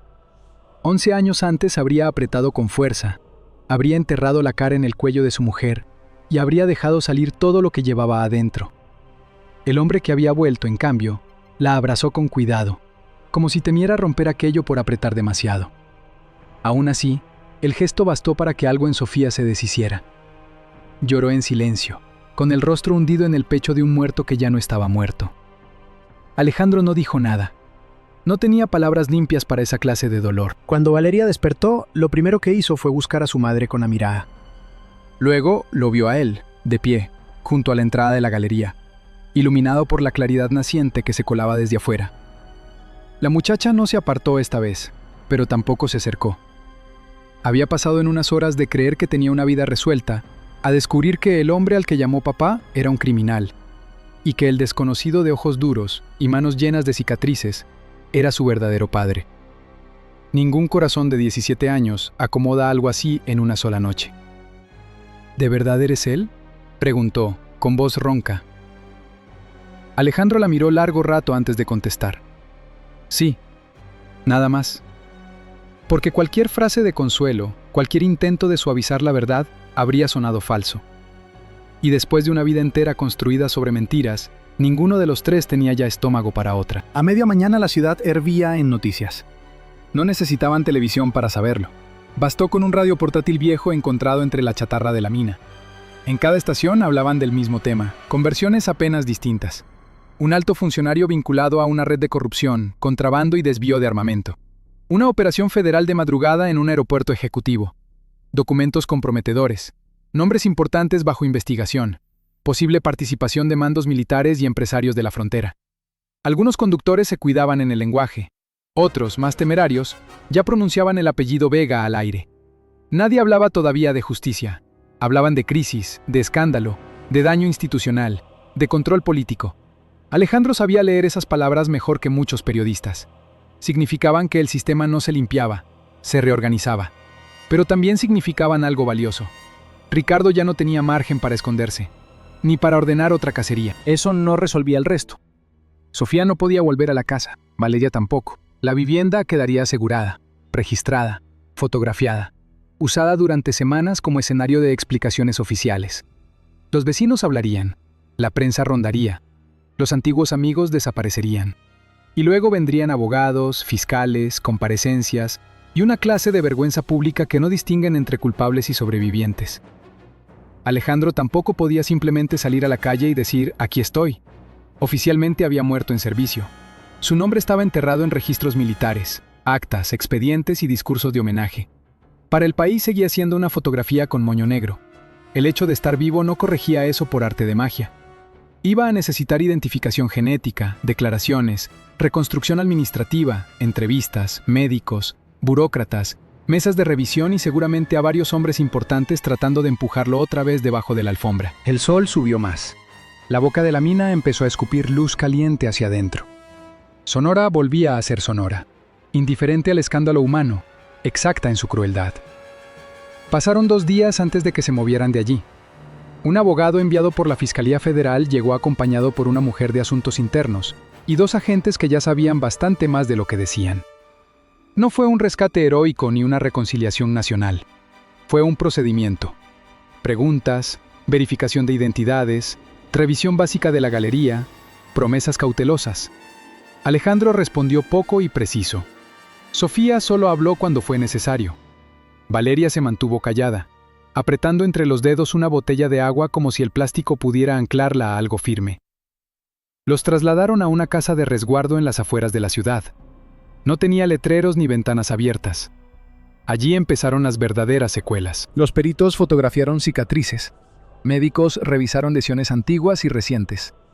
Funcionarios de voz amable pidieron relatos completos, fechas aproximadas, nombres que quizá ya estaban muertos o prófugos. La historia de Alejandro fue entrando otra vez al mundo oficial en pedazos. Primero como una anomalía, luego como prueba, después como problema político. Cada vez que repetía ciertos tramos, la emboscada, el cautiverio, el regreso, la casa de Sofía, sentía que una parte de su vida se volvía ajena, material para expedientes y titulares. Sofía también tuvo que declarar. Contó lo del cajón, la nota escrita a mano, la llamada de Ricardo, los escoltas, la huida. Le costó más de lo que esperaba. No por amor hacia aquel hombre, sino porque cada palabra confirmaba que había vivido años al lado de un depredador sin verlo. La culpa llegó tarde, pero llegó. Alejandro nunca se la reprochó. A veces eso la hacía sufrir más. Con Valeria fue distinto. Nadie le pidió que cargara con el peso legal de la historia. Bastaba con que dijera dónde estaba esa noche, qué había visto, cómo habían salido de la casa. Pero el daño en ella era otro, más íntimo y menos medible. Dejó de llamar papá a Ricardo de un día para otro. Pero no por eso encontré enseguida otra palabra para Alejandro. Durante semanas lo llamó por su nombre, o no lo llamó de ninguna manera. Él aceptó eso sin queja. Había perdido demasiados años como para exigir confianza en unos cuantos días. Afuera el verano siguió avanzando. Hubo más detenciones, luego filtraciones, después renuncias. En televisión aparecieron comentaristas rasgándose las vestiduras por la infiltración del crimen en estructuras del Estado, como si acabaran de descubrir el mar. Algunos trataron de convertir a Alejandro en símbolo, el soldado que volvió del infierno, el hombre que nadie quiso escuchar, el fantasma del desierto. Él rechazó entrevistas, fotos, homenajes tempranos y cualquier intento de usar su dolor para limpiar conciencias ajenas. Ya no creía en medallas. Lo que sí hizo fue ir al panteón. No al principio. Esperó a que el ruido bajara un poco, a que el país se distrajera con otro escándalo, a que su nombre empezara a circular menos en noticiarios y más en papeles sellados. Solo entonces, una mañana en que el sol parecía menos feroz, pidió que lo llevaran al lugar donde habían enterrado su ausencia. La tumba estaba sencilla, limpia, cuidada. Sofía jamás había dejado de ir. Sobre la lápida seguía su nombre completo y una frase oficial que hablaba de deber, patria y sacrificio. Alejandro la leyó sin expresión. No sintió ternura ni rabia, sintió distancia, como si aquella piedra perteneciera a otro hombre que se había quedado para siempre en la brecha de Sonora, mientras él, el que sobrevivió, hubiera sido fabricado después con polvo, hambre y rencor. Valeria fue con ellos. Se quedó unos pasos atrás al comienzo, observándolo. Alejandro se agachó, tocó la lápida y retiró una hoja seca que el viento había dejado sobre su apellido. Después se incorporó lentamente. «Aquí te lloramos 11 años», dijo Sofía. Él asintió. «Y yo allá pensé 11 años que ustedes me estaban esperando igual». No había reproche en la frase, solo una verdad demasiado pesada para los tres. Valeria dio entonces un paso adelante. Dudó. Luego otro, hasta quedar al lado de él. No lo abrazó. No tomó su mano. Simplemente se quedó ahí, mirando la piedra con el mismo apellido que ahora entendía tan bien como suyo. Ese gesto pequeño valió más para Alejandro que cualquier discurso público. Con el paso de las semanas empezaron a aprender la cosa más difícil de todas: convivir sin fingir que el tiempo perdido podía recuperarse. Sofía dejó de buscar en él al hombre exacto que había despedido 11 años antes. Alejandro dejó de esperar de Valeria una cercanía instantánea que la vida les había robado. Y Valeria, poco a poco, empezó a mirar a Alejandro no como a una bomba que había caído sobre su mundo, sino como a una presencia real, incómoda a veces, silenciosa casi siempre, pero firme. Una noche, ya entrado septiembre, se fue la peor parte del calor. En Sonora el fin del verano no llega con frescura verdadera, sino con una tregua. Las tardes dejan de aplastar tanto. El aire se mueve un poco más. La ciudad respira sin sentir que los pulmones se queman. Esa noche salieron al patio de la casa segura donde todavía vivían, mientras terminaban trámites y comparecencias. No había lujos, solo 3 sillas de plástico, un foco amarillo y el rumor lejano de la avenida. Valeria salió con 3 vasos de agua fresca. Le dio uno a su madre. Luego se acercó a Alejandro. Se quedó de pie frente a él unos segundos. Él alzó la vista, esperando cualquier cosa menos lo que vino después. La muchacha le tendió el vaso. «Toma, papá». La palabra fue baja, casi tímida, pero bastó. Alejandro sostuvo el vaso sin beber. Por un instante pareció incapaz de hacer otra cosa que mirarla. En el rostro curtido por el sol, las cicatrices y los años, algo se aflojó al fin. No sonrió del todo. No era un hombre que ya supiera sonreír con facilidad. Pero en sus ojos apareció una luz que no había tenido ni al escapar, ni al ver caer a Ricardo, ni al escuchar su nombre limpio en una radio. Era algo más difícil. Paz. El verano había terminado. No solo el de la estación, sino el otro, el largo. El que había empezado en la emboscada de Sonora y durado 11 años bajo un sol que parecía no ponerse nunca. No todo estaba resuelto. Faltaban procesos, sentencias, identidades por reconstruir y heridas imposibles de borrar. Pero lo esencial, lo único que de verdad lo había sostenido en el desierto, había dejado de ser un recuerdo. Estaba allí, vivo. Y por primera vez desde que lo dieron por muerto, Alejandro Reyes ya no sintió que volvía de ninguna parte. Sintió que, al fin, estaba llegando a casa.